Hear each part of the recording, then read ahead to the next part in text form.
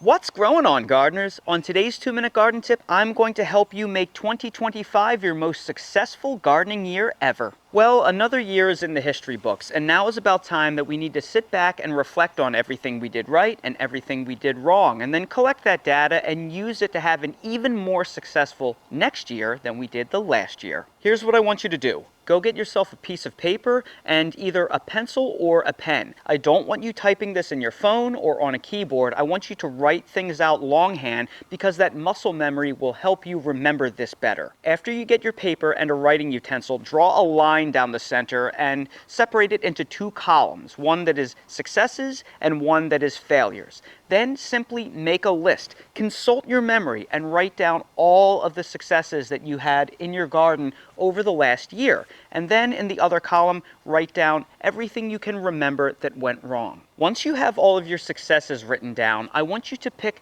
2 of them that you will commit to expand upon this year. Don't pick all of them because it'll be too much new stuff all at once and you might get in over your head and become frustrated. For example, if you had success growing 5 varieties of tomatoes last year, try growing 6 or 7. If you grew mostly beefsteaks last year, add a paste tomato or a cherry tomato or something like that. Just build upon 2 different things on your list to try to expand and do just a little bit more. Then for the other successes on your list, do them all exactly the same. That way you can progress your garden and get it a little bit bigger while building upon your successes and not getting in over your head. Now, as for the failures, what I want you to do is to also pick 1 or 2 things on the failures list and just try them again. Because, hey, we all fail at things. You know, I can't seem to succeed growing Brussels sprouts, but I try every single year. And this year, I think they're doing better than they ever had before. So I'm crossing my fingers that eventually I'm going to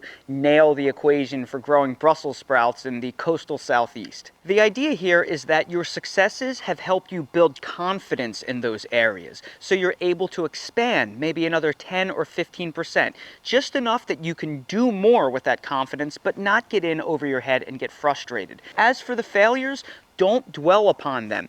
Pick 1 or 2 things to try and redo because, hey, there is nothing better than taking a failure and turning around and succeeding. But don't try them all over again if none of them worked out for you because, again, you may just get frustrated again. You want to build confidence, not increase frustration, and that is key. I know it seems overly simplistic, but the best advice in life often is simple. I wish you the best of luck in the new year, and please make sure you subscribe to this channel so I can help you along the way. And that's today's 2-Minute Garden Tip. If you're new to the channel, please consider subscribing and hitting the bell to receive new video notifications, and check out our Amazon storefront and spread shop in the video description for a list of the gardening products I use and awesome custom designed apparel and other gear. Your support is greatly appreciated.